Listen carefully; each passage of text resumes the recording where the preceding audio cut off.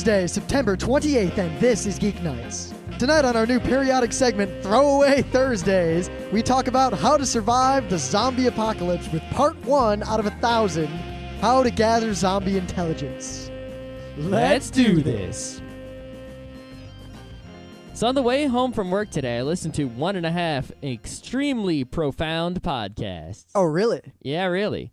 The first one I listened to was Boing Boing's Get Illuminated. Now, you might know Boing Boing the blog. We've linked to it for things of the day and stuff. It's a directory of wonderful things. It's a very important blog that pretty much everyone in the world should pay attention to. Yeah, I don't read it, but the best way I've found to follow Boing Boing is to wait for someone like Scott to link you to it periodically. No, everything on Boing Boing is gold, but they just recently started podcasting. One of their podcasts is called Boing Boing Boing, which is just all the Boing Boing bloggers talking about the stories on Boing Boing. It's an okay podcast, but they have another one called Get Illuminated, which they only put out one episode of so far, where they interview like amazing people who can illuminate. Well, who did they interview? They interviewed my man, Doug Rushkoff, who he's basically a genius. It's really hard to describe what this guy does, but he writes books. He writes comic books. He teaches at NYU. Scott is filled with man love over Douglas Rushkoff. Not really. But No. It is entirely heterosexual and based solely in logic and reason. It's sort of like the way, it's like, I wish I was Scott, smart as that guy. You have an intellectual hard-on for Douglas Rushkoff. Perhaps. The same way that I have a creative hard-on for Neil Gaiman. I guess, yeah, something like that. He also, he did 2 Nightline, is it Nightline? The PBS documentary things. Uh-huh. Yeah. One of them was The Persuaders, and one of them was The Merchants of Cool. He's basically an expert on new media, studies, culture, everything awesome. Uh-huh. That's quite a description, Scott. That just shows you how much smarter he is than I am. So I urge you that if you have 35 minutes in your life, download Boing Boing's Get Illuminated episode 1 and listen to it. And you should be thoroughly enlightened by, the musings of a man from New York. Or you'll be like the Flatlander in Flatland trying to deal with that sphere. Yes. The other podcast I listen to is Floss Weekly. Now, Floss Weekly is free, libre, open source software weekly, and it's not really that weekly. It's actually skipped a lot of weeks, but they interview very important people in the open source software community, like the guy who invented Python and the Slashdot guys and people from Google and all kinds of stuff. But in the most recent one, which I only listened to half of, it's an hour long, episode 13, they interview Eben Moglen, who is basically the open source lawyer. The guy. Like, he works with the EFF to write GPL3. Definite article lawyer. Yes. I mean, this guy worked with, Thurgood Marshall and stuff. He's serious lawyer, like professor at law school, professor of law history. Crazy. His resume is just insane. And where he works is this law firm, and the purpose of this firm, it's supported by all the big, players, IBM, Google, HP, everyone. And what he does is if you're an open source software person, their firm will provide you with advice and help to make sure you don't get into trouble license-wise and copyright-wise and patent-wise and all that jazz. Granted, for most people, if you just take the GPL and use it, you're fine. Yes, but if you listen to this, you take our episode on Monday where we talked about open source licenses, forget the episode we made about open source licenses. Just listen to Floss Weekly episode 13, and that's at twit.tv/FLOSS. Well, while we're at it, on my way home, I listened to Dave and Joel's Fast Karate for the Gentleman again. Okay, which episode did you listen to this time? I'm not going to get into specific episodes here, but Dave and Joel's Fast Karate for the Gentleman is indeed Fast Karate for a Gentleman. We are very into the gentlemanly things, a lot like Wondermark.com, very gentlemanly. I gotta say, the thing I realized what it is about Fast Karate for the Gentleman that's really, I listened to it a lot lately. One, I kind of got burnt out on Penn Jillette, so I've been kind of holding off. I've on also him. been slightly burned out on Penn Jillette. I really only listen to Penn now when he's got an interview or a topic I really care about. Yeah, I mean, the Phyllis Diller thing was good, but Dave and Joel have this. The humor they use and the way they talk is very infectious. And if you listen, like if I listen to them and then I try to do the show, I'll end up talking like them. I think that's why Daryl kept stealing their bits. It might be. It's, we talked about this before, I think, on the show about how if you hang around someone who has some sort of shtick, the shtick rubs off on you. Like, oh, mans. Oh, mans. So, yeah, Dave and Joel, they're all about shtick. But we got some news. Since that was basically the equivalent of us playing a promo. Wow, we do have news. All right, so not that it matters. Pokemon Diamond and Pearl were released today in Japan. The new Pokemon games for the DS. Now, these aren't like, they're new Pokemon games all the time. Like Pokemon Racing or whatever the hell they make. I don't know, Pokemon Mystery Dungeon. This is a real Pokemon game. And basically what happened was they put out 1 million copies of Diamond and 1 million copies of Pearl, and they're all gone. They also put out a special edition Pokemon Pearl, Diamond Pearl DS Lite, and they sold 500,000 of those today. And they put out 1 million of those, so there are 500,000, Pokemon DS Lites out there to still buy. But now think about that. 500,000. Yep. 500,000. How many? Not to rip on Sony. But how many PlayStation 3s are there going to be? Total? Yeah. No, but, the thing is, I got to tell everyone, a lot of people go, oh, Pokemon, whatever. They don't care. One, Pokemon games, whether you like it or not, ushered in a new era of gaming. Well, I guess. But not in terms of gaming itself, but in terms of culture around gaming. Specifically the portable gaming, the culture, The culture of Pokemon kids has a lot to do with why certain kinds of games get made today. That is true.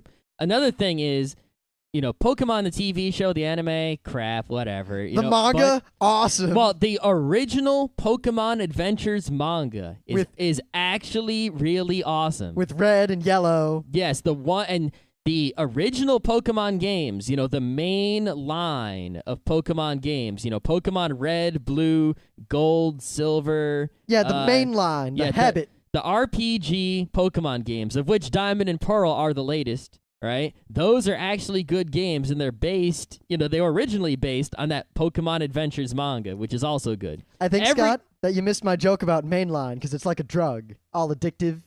I don't know what you're talking about. I don't get it. Pokemon is like mainlining. It's the main line. I don't know what mainlining is slang for doing intravenous drugs. I didn't know that. Wow. So that shows you how much of a druggie I am. Good game. I didn't know what mainlining is, but now I know. The more you know. Yeah, I learned basically everything about Pokemon over I read the Wikipedia, and I realized I played Pokemon Red and I played Pokemon Silver. And since then, the only Pokemon games to come out were like these gem whatever ones. I forget what they're called. But if I play that and then I get either Diamond or Pearl, I'm all caught up. I only really need to play 2 Pokemon games to catch up. Now, I meanwhile have never played a Pokemon game ever, not even in passing. I'll lend you my copy of Pokemon Red. You can play it in your GBA. I don't want to bust the GBA out with its lack of a backlight. The SP that's downstairs. Oh, you mean Pete's SP that he keeps leaving at our house that is effectively ours? Yep, that one. Oh, okay. Yeah. I'll put it right with Scott Johnson's DVD player. You mean our DVD player? That's right. Yep. But no, I never played any Pokemon games. I didn't even realize there were Pokemon games back then. Yeah, it's basically, it's an RPG with leveling, so it's kind of eh.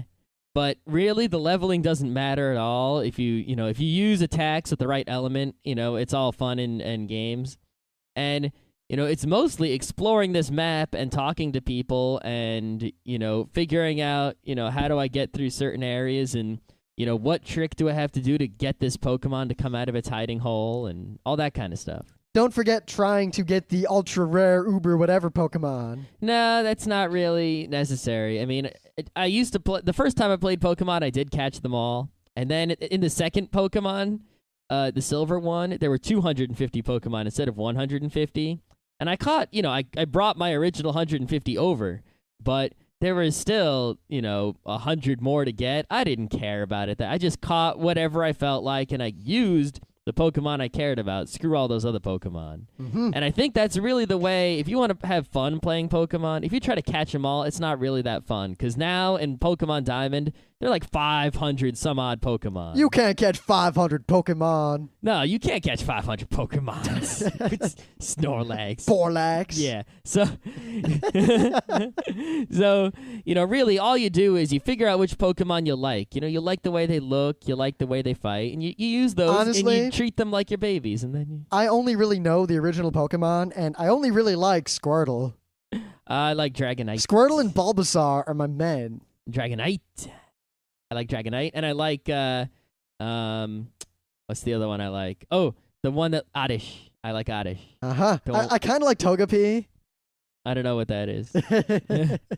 And what's the other one? I forget which ones I like. I like a few Pokemon. It's all about Squirtle and Bulbasaur. Oh, the guy with the swirly mouth. Whatever his name is. Though, little known fact, the voice actress who did the voices of many Pokemon, including, if I recall correctly, Bulbasaur, was none other in Japan than Megumi Hayashibara, one of the most highly paid voice actresses ever. It seems like they give her a lot of parts doing like these little tiny noises for like 1 second in shows. I don't know if it's because she liked doing it or if it was just a gimmick or whatever, but it's funny. It is. It's great. I'd like if I interviewed her, that's what I would ask her. It's the only question I really need to ask her is, why do you do these parts in shows doing like little animal voices?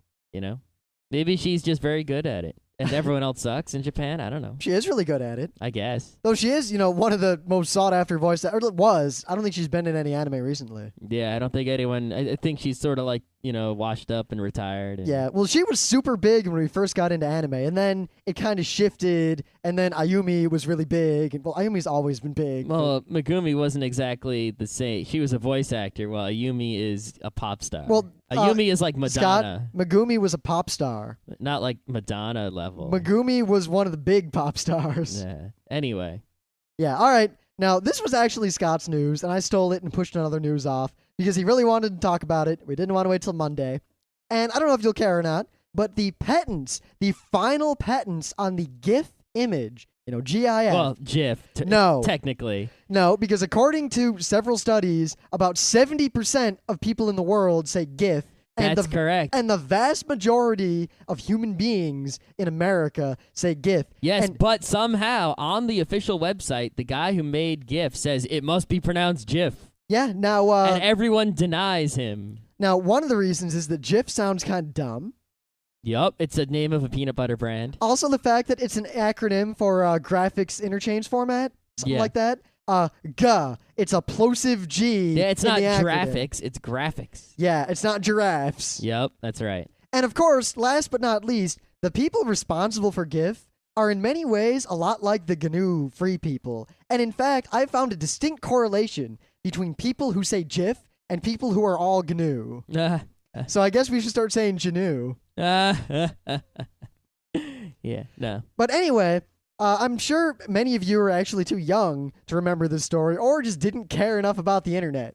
But GIFs were a big deal in the early days of the internet. They were a huge deal. Now, it was done by CompuServe, but this company called Unisys did a thing that was covered by a patent that GIF also used. And then IBM and a bunch of other people also had patents, and they all covered this thing that pretty much everyone was using for free before all these companies started suing everybody. Yeah, there was an image file format named GIF, and everyone was using it, but a lot of the technology in that file format was patented by various other companies. Now, Unisys was generally rat bastardly about it, but then, they played nice a little while, and then they started being really, really, really mean right before the year 2000. And to make a long story short, all the patents but one have expired. And now, at the beginning of October, coming up real soon... October 1st. The last patent covering GIF will expire. At that point, GIF and everything involved in GIF are 100% free public domain to the world forever. Hooray. It's such a rare thing that something like this happens in our day and age, where something is actually because free. Patents don't last 1,000 years. They last a reasonable amount of time. The thing is, the patent for GIF lasted almost through and beyond the useful life of GIF. Yeah. GIF isn't useful anymore except for animated GIFs on 4chan. Yeah, pretty much.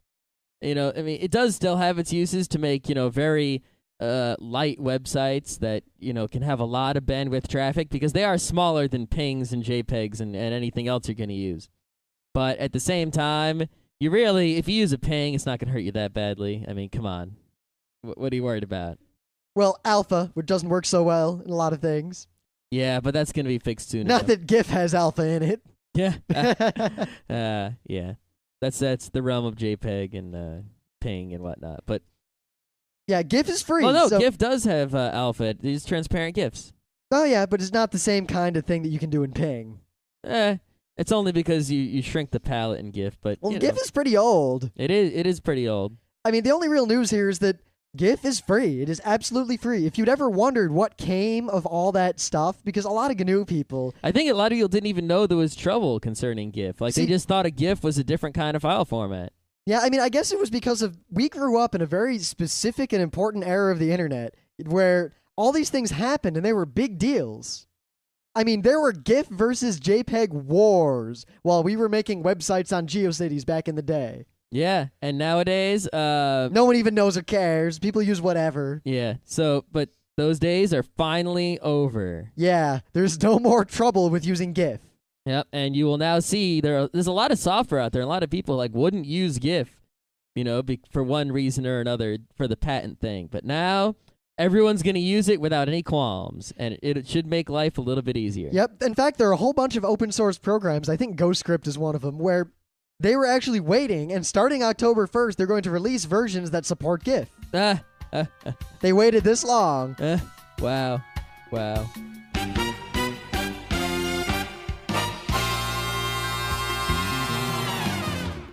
Things of the day. Which day? Today. Today? Today. Not to... I don't know where you're going with this, but I don't see a funny joke coming anywhere. 3 day? There is no joke on the horizon here at all. 4 day? If you're just going to keep going with this, I'll just turn off your microphone. 1 day. All right. My thing of the day, you may not know this. In fact, I didn't really know this, but there were airships. Yeah, there were lots of them. Yeah, I knew that we had Zeppelins, but I didn't know we had airships, real airships, dirigibles, if you will. Did you ever see Indiana Jones in The Last Crusade? Yeah, that was like a blimp, but it didn't... It didn't what?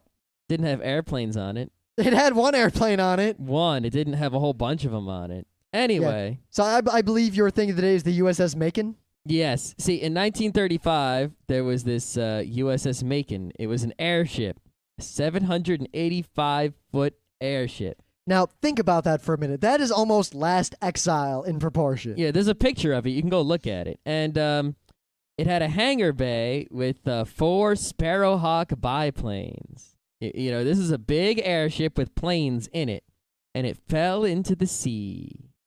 See, I've always been a huge fan of airships and air pirates. But more importantly, in the modern world, I'm a huge fan of a lot of people who've been trying to bring back airships for intercontinental shipping. Yeah, you could pick up a warehouse with one of these things and fly it over the ocean real cheaply. Yeah, I mean, imagine instead of sending, load stuff onto a boat, send the boat over, load the stuff onto trucks, send it over to the warehouse. You could just pick up the warehouse full of stuff from the factory, take it to wherever your distribution center was, put it down, pick up another warehouse, and take it back. Yep. Unfortunately, would be, pretty cool. The primary argument I've seen against using airships in the modern world is nothing other than, what if terrorists shoot it down? OMG. They're not easy to shoot down. Yeah, they are. Yeah, they are. You have to shoot it you couldn't shoot it with a gun. You shoot it with a rocket or something. They're big and slow. It wouldn't be hard to shoot one down. Yeah, you couldn't, if you shot it with a gun, it would go ding. You'd have to shoot it with something better than that. Like certain sniper rifles. I think a Barrett could take one out. Maybe, but what's it going to do? Go tss. It'll do a little more than that. It won't catch on fire like the Hindenburg. No, it won't. That was because that one was poorly made. But well, yeah, to dispel a common myth, the Hindenburg did not burn because of what was in it. The Hindenburg burned because people didn't understand chemistry so well, and they painted the outside of the Hindenburg with what was effectively rocket fuel. Yeah, basically. That's what happened. The hydrogen would just gone poof. It wouldn't have started burning like that. Yep. Anyway, this particular airship fell into the sea and was lost. Recently, they found it. Some fisherman, a commercial fisherman, caught a piece of it in his net. It was some girder. And he showed it off at the local seafood restaurant. And thus people went, where'd you get that from? And lo and behold, there's the airship and all sorts of other goodies under the sea that are fun to look at. And it's especially fun to look at because it's a fucking airship. So check out this thing of the day. Look at the pictures of the sunken airship. Sunken airship. Isn't that kind of funny? Well, it is a ship in the air, but it's sunk in the water as opposed to floating out into space. Well, first it sunk to the ground, and then it kept sinking. Yeah. But anyway. What can I say? I like airships. Yeah. It's pretty damn cool, let me say that. So my thing of the day, I realized recently when I was talking about him that many of my friends have not actually seen his stand-up or didn't know that he was anything other than Mr. Bean. I got Mr. Bean stories. He used to call me Mr. Bean in high school. At least a few people did. You kind of look like Mr. Bean. A little bit. I guess. You looked a lot more like him when we were freshmen. Yeah? Yeah, you did. All right. Well, that was real close to high school. I mean, not so much in your physical appearance, but in your mannerisms and the way you walked around and moved your head around and looked at things and shifted your eyes. Uh-huh. You had a Mr. Beanish manner. Alrighty then. There's a trait in Burning Wheel. But anyway, Rowan Atkinson, the man who did Mr. Bean. While Mr. Bean is often hilarious, I would say that it is probably near the bottom of the funny things he has done. I mean, the least funny thing Rowan Atkinson ever did was the Mr. Bean movie, which is probably the second worst movie ever made. I don't know what movie. There's a Mr. Bean movie? It was called Mr. Bean. Okay. Maybe y'all should see it sometime. I would watch MD Geist like 8 or 9 times before I'd watch that fucking Mr. Bean movie. Well, because again. how could you not with a guy shooting a guy through the head and then using the same gun as a grappling hook? I would even watch Clifford almost once before I'd watch Mr. Bean. Okay. Good God. But anyway, he's most well known for Mr. Bean, but he was also the Black Adder. He was in the Black Adder, which is an absolutely hilarious show. And he was himself Rowan Atkinson doing stand-up skit comedy. I've found on YouTube and Google Video a collection of many of the routine stand-up bits that he would do. And if you have never seen such things as Fatal Beating or Welcome to Hell, you've really missed out on one of the funniest comedians I can remember. Yeah. I mean, the funniest stand-up comedian ever I had to say is Richard Pryor, but this stuff is also the hilarious. Richard Pryor I put way up there. The thing is, the only reason I put Richard Pryor at the top is because I've watched a lot of stand-up comedy in my day, right? But one day, randomly, at freshman year at RIT, I remember it specifically, like I knew who Richard Pryor was, whatever, but I was flipping through the channels because actually that was the last time I had television. Don't breathe no more. Don't breathe no motherfucking more. No. And I came upon Richard Pryor doing stand-up comedy on the TV randomly. And I was just uncontrollably laughing, like from the time I switched to his channel to the time beyond the time when it was over. I just couldn't stop laughing harder and longer than anyone else. See, I gotta say, though, I think laughter is a good measure of the comedy. Dana Carvey had a similar effect on me the first time I saw his HBO special. Maybe. Of course, by the 80th time, I wasn't laughing so much anymore. Yeah. Chopping broccoli. Make a tie, make a toe, make a tea, make a two. 105 to you. Yeah, I mean, like George Carlin, Louis Black, I love them all. Yeah. I'm a big fan of comedy in general, stand-up comedy, but yeah, awesome. I still wish I'd try to describe this comedian's humor, because then maybe one of you would remember what his name was, but I can't really describe it. I'll just let it lie, but I'll let it be known that there was this comedian that I saw on Comedy Central 3 times, 3 different shows. Guy was utterly freaking hilarious, and to this day I have no idea who that was, and I've never seen him again. Was he the guy that died, Hedberg? No, it wasn't Hedberg. It wasn't Mitch Hedberg. Okay. No. Because that would explain why you never saw him again. No. It was this... I'm not going to get into it because I barely remember anything about the guy, and most of his jokes were more visual than they were... All right, well, let's get into our main bit then. Oh, the main bit that we've been avoiding because it's kind of a throwaway episode? Yeah, the throwaway episode. Now, some of our listeners, particularly one unnamed listener, has has been pushing very hard for us to do an episode about what we're going to do an episode about right now. In fact, at Otakon, during the Geeknights meet and greet, where we were hanging out with a bunch of our fans and having a grand old time, he asked us while we had our recorder out exactly the question that we were going to begin answering in part 1 of how to deal with the zombie apocalypse. Well, I don't like the word apocalypse because then you're assuming that it's a zombie apocalypse. It's basically how to deal with any number of zombie happenings. Yes, I mean, zombie apocalypse is one type of scenario. The problem is, zombie apocalypse, in the end, you're pretty much always fucked. Yeah, because you're assuming there's an apocalypse, so it is the end of the world and you're done. Yeah, that's pretty much the Dawn of the Dead scenario. You can try to survive longer, perhaps, but the end result is the same if it is absolutely a zombie apocalypse. Luckily, you can't know during it if it is a zombie apocalypse or not. Or just a zombie outbreak. As 88 Days Later showed us. Yes. So, yes. The first thing you need to do when deciding how you're going to survive a zombie attack of some sort is get information about the zombie attack.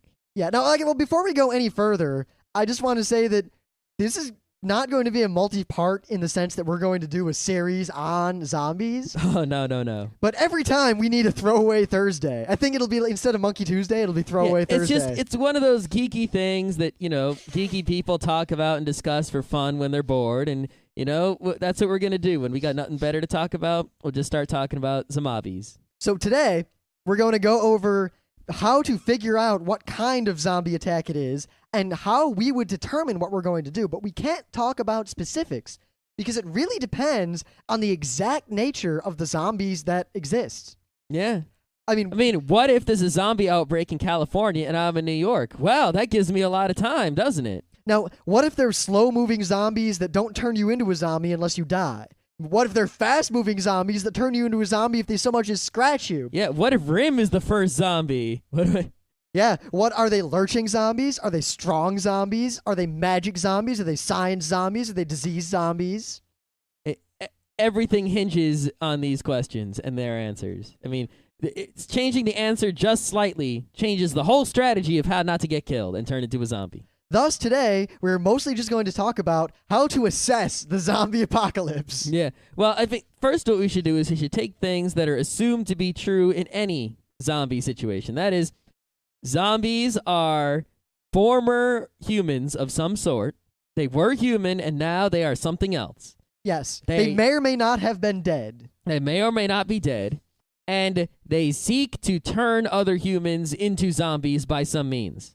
Or they might not be able to turn you into a zombie at all. It might just be dead people.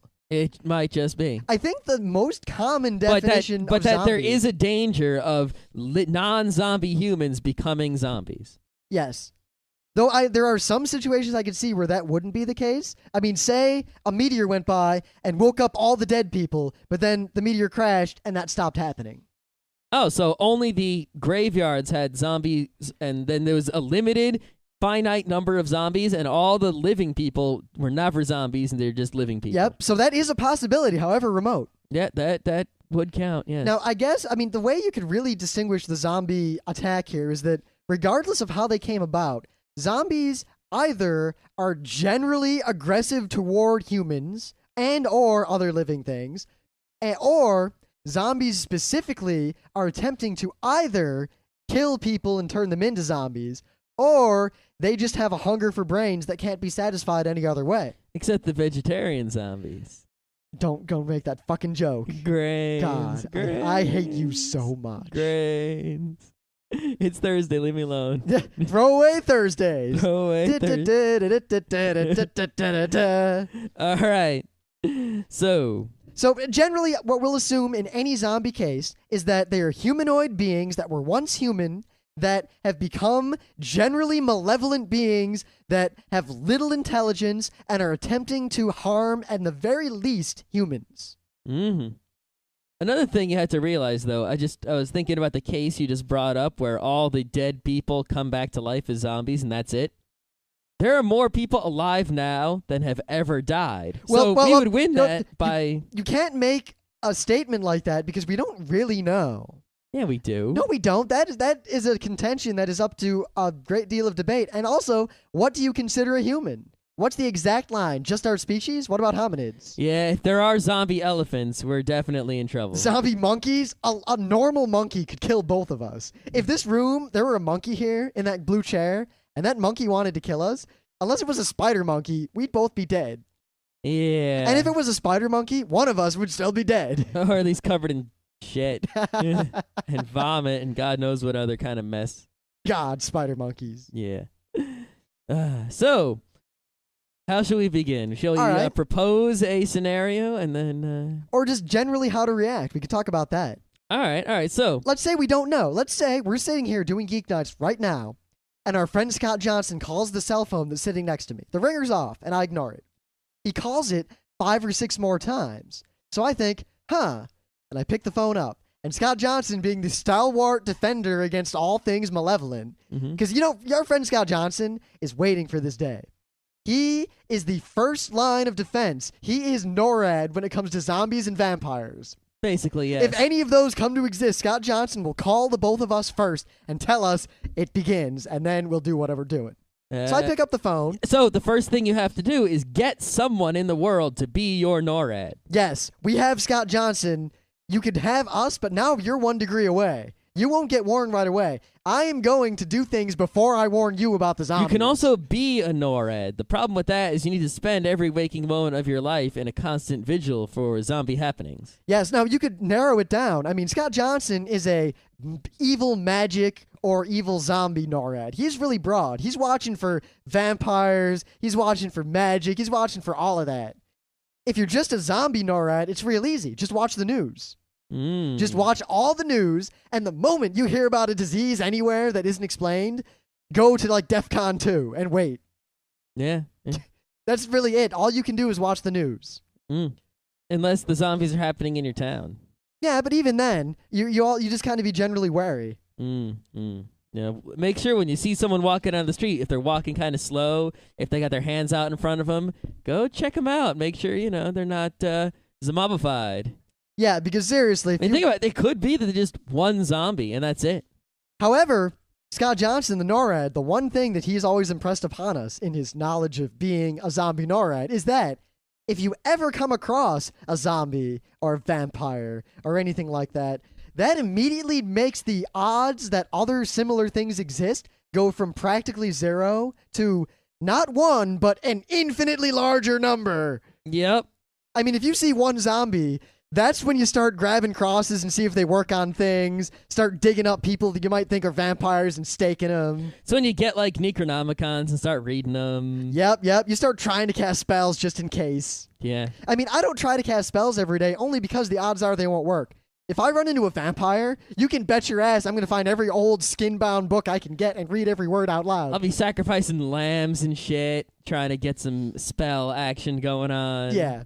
Yeah. So, again, the first thing you have to do is have intelligence. That is probably the most important thing. The sooner you figure out what kinds of zombies these are and what kind of threat they pose, the better chance you have of surviving until the end and possibly winning. Now, you might be able, if you're lucky, to get all this information from the news and the internet and your friends and such. Because someone else far away will figure it out and disseminate the information around the world. However, if zombie movies are any indication, that's not going to fucking happen. No, if anything, you'll turn on the news and you'll see a reporter freaking out and then being killed by a zombie. And then there won't be any useful radio, television, or anything. Even your ham, you're going to have to rely on your ham radio guys. And those guys are usually fat, so they won't be able to help you. So thus, step 2, know at least one radio nerd. Every zombie movie worth its salt has the one guy who has the radio, and he's the one who makes contact with that one other guy out there. Or if you're seriously worried about zombies, because I got to be honest, I'm not. Even though I'm prepared, I'm not worried about zombies because the chances of zombies are pretty much yes. I mean, 0. I'm ready for zombies. If I hear that zombies exist, instead of freaking out, because the normal human reaction is to freak out for like 5 minutes before you deal with it.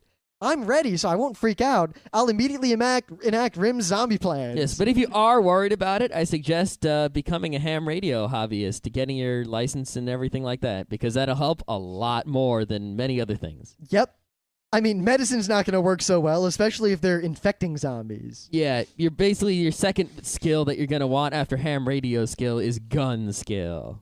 Now, all right. So here's the important question: you've got intelligence. You know zombies exist. What information do you need before you can figure out what to do?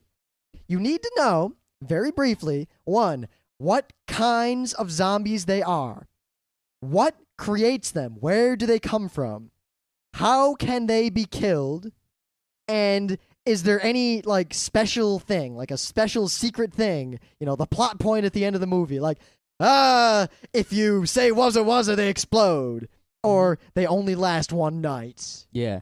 The other thing, you have to know if they what threat do these zombies pose to you? They might be benign zombies. It could be. They just walk around aimlessly and do nothing, and then they die. Yep, and also, where did they spawn? Did they all come from one place? Did they simultaneously appear all around the world? Mm-hmm. That is really key, because in the case of the former, everything's going to be okay. It's probably going to be like a really easy cakewalk of, either a disease or something, 88 something. You'll save yourself. Yeah, if it was all in one place, then the National Guard or your country's military will surround that place and you'll have no problems. Plus, it's probably a freak accident. It's probably either some disease got loose or some portal to a dark world opened or some necromancer fucked up. Necromancer. But if zombies are appearing all over the world simultaneously, you might have a Dawn of the Dead situation. You might have a very bad situation because you basically can't run away anywhere. You need to hole up and survive for as long as possible, perhaps in some sort of biodome or farm or space shuttle. So, I guess boat. In order of what you need to know, you start with where are the zombies right now. If they're in LA and you're in New York, you have a lot more time to plan. If they're down the street, you've got to act immediately. So figure that out before you do anything. And then right after that, figure out what kind of zombie that is. That is probably the biggest factor in your survival.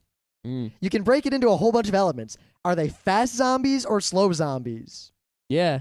Are they zombies that can turn you into a zombie? Or are they zombies that just kind of don't do anything? If they're the former, do they do it by biting your neck, by killing you, by scratching you, by being near you? Are the zombies strong or are they weak? Do they wander around aimlessly or do they smell your brains and come after them quickly? Are they living or dead? If they're actually dead, then it's either going to be one of those headshot situations or destroy the head situations or, some magical solution situation.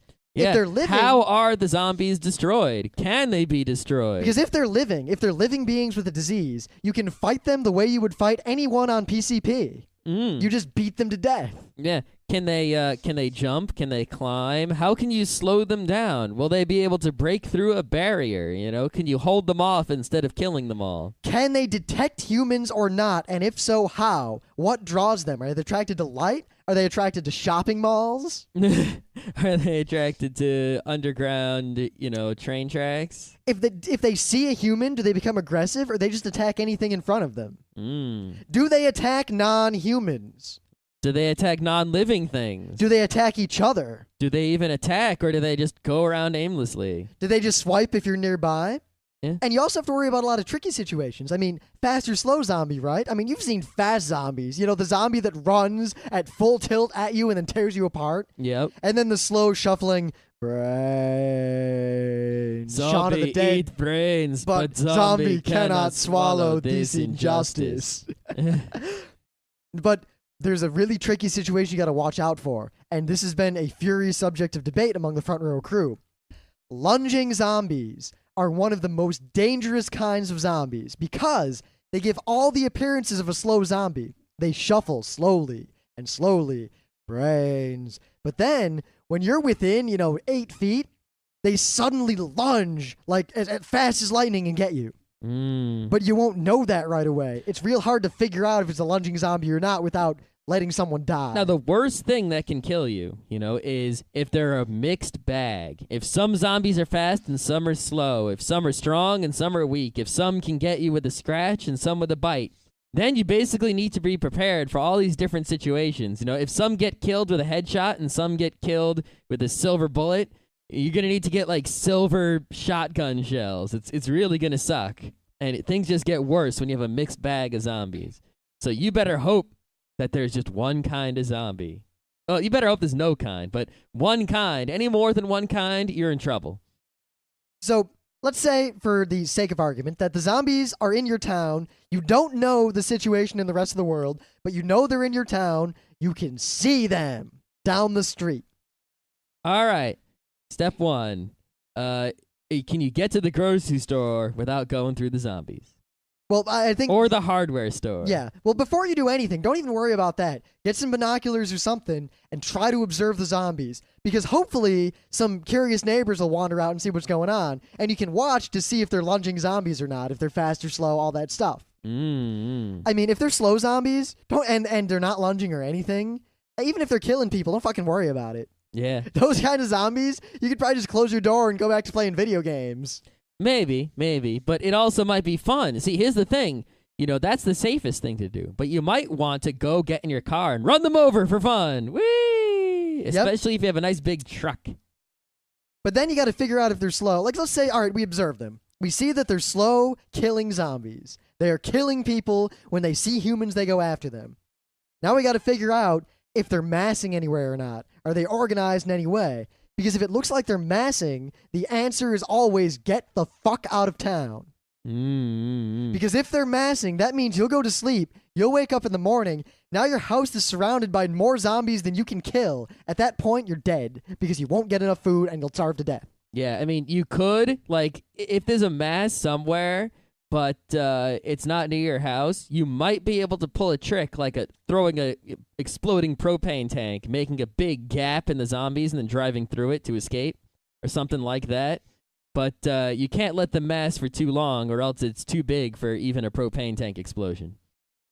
Now, we don't want to go long on this, and there's also the fact that we did this episode mostly as a throwaway, but in the future, when we do more of these episodes, I think we can illustrate a fairly important point. There's actually a moral to all of these zombie episodes. Wheel of morality. Turn. The moral, and we talked today, about gathering the intelligence, and we'll probably talk next time we do this about weapons and that sort of thing. The fun part. Yeah. But in terms of this discussion, think of it this way. We are geeks. We also have no drama in our lives, and we very rarely have trouble because we usually plan ahead for just about everything, every possible contingency. Or at least we put ourselves in a situation where, while we haven't planned for a particular contingency, we are ready to deal with it regardless of whether or not we've prepared.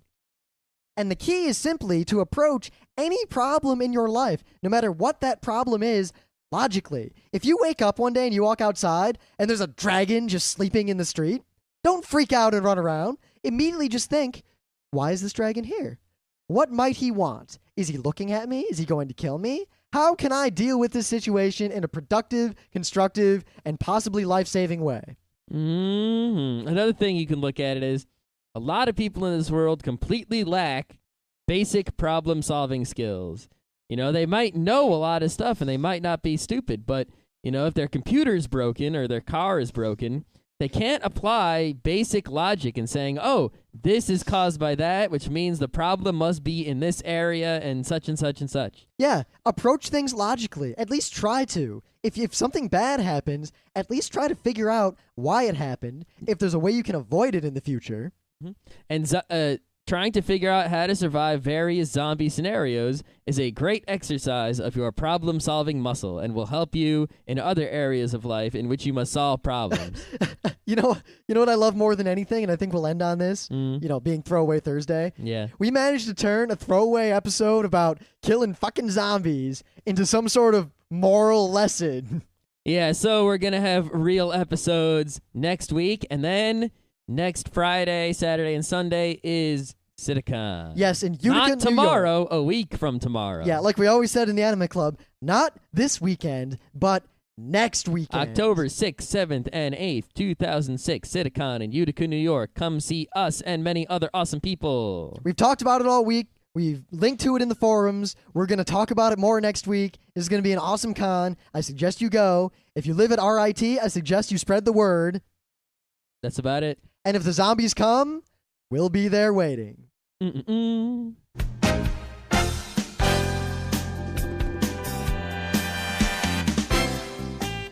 And that was Geeknights with Rim and Scott. Special thanks to DJ Pretzel for our opening theme. Be sure to visit our website at www.frontrowcrew.com. If you like our podcasts, you'll love our forums. Make sure you visit them. You can send your email feedback to geeknights@gmail.com. And if you want, you can leave us a voicemail at 206-333-1537. Geeknights airs every weeknight, Monday through Thursday. Geeknights is recorded with absolutely no studio and no audience. But unlike those other talk shows, it's actually recorded at night. Was the Merchants of Cool. He's basically an expert on new media, studies, culture, everything awesome. That's quite a description, Scott. That just shows you how much smarter he is than I am. So I urge you that if you have 35 minutes in your life, download Boing Boing's Get Illuminated episode 1 and listen to it. And you should be thoroughly enlightened by, the musings of a man from New York. Or you'll be like the Flatlander in Flatland trying to deal with that sphere. Yes.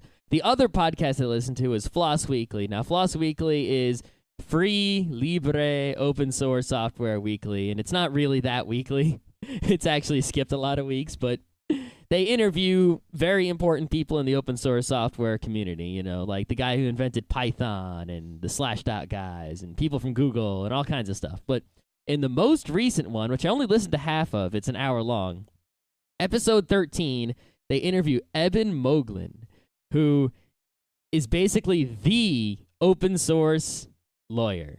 The guy. Like, he works with the EFF to write GPL 3. Definite article lawyer. Yes. I mean, this guy worked with, Thurgood Marshall and stuff. He's serious lawyer, like professor at law school, professor of law history. Crazy. His resume is just insane. And where he works is this law firm, and the purpose of this firm, it's supported by all the big, players, IBM, Google, HP, everyone. And what he does is, if you're an open source software person, their firm will provide you with advice and help to make sure you don't get into trouble license-wise and copyright-wise and patent-wise and all that jazz. Granted, for most people, if you just take the GPL and use it, you're fine. Yes, but if you listen to this, you take